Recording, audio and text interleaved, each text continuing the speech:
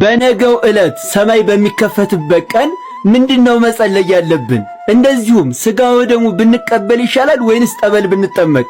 እነግራችኋለሁ። በጣም አጭር ሰዓት ስለሆነ ያለችን ሁላችሁም ተባብራችሁ ሼርና ኮፒ ሊንክ ላይክ እያደረጋችሁ በአጭር ሰዓት ለሁሉም አዳርሱልኝ።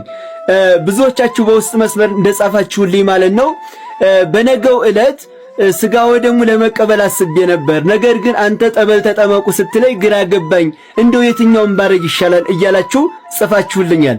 ይኸውላችሁ ከተዘጋጃችሁማ ስጋ ወደሙ ተቀበሉ። ሲጀመር ስጋ ወደሙ ከምንም ጋራ ለንጽጽር የሚቀርብ አይደለም። ስጋ ወደሙ በቃ የሁሉም የመጨረሻ ነው፣ የሁሉም በላይ ነው። ስጋ ወደሙ መደምደሚያ ነው። ስለዚህ ከተዘጋጃችሁ ስጋ ወደሙ ተቀበሉ።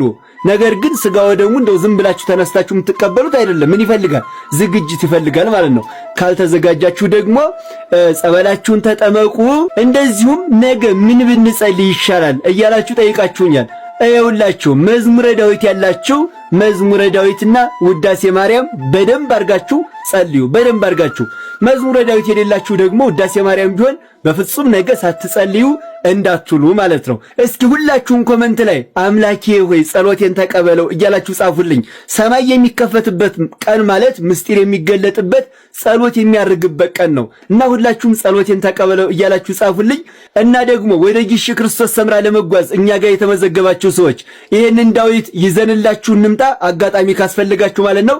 ይዘንላችሁ እንምጣ ወይንስ ውስጥ መስመር ላይ ጻፉልኝ። ያው ብዙ ስለሆናችሁ ለመደወል ትንሽ ስለሚያስቸግር ነው ማለት ነው። ምናልባት ጉዞውን ያልሰማችሁ ካላችሁም እስከ ምሽቱ 4 ሰዓት ድረስ መደወል ትችላላችሁ።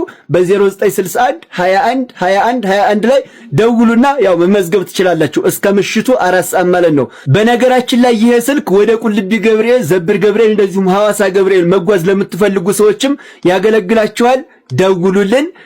እንግዲህ አምላካችን ጸሎታችንን በቸርነቱ ይቀበልልን። ቪዲዮ ለሁሉም አዳርሱልኝ። እወዳችኋለሁ። ክብር በሉልኝ።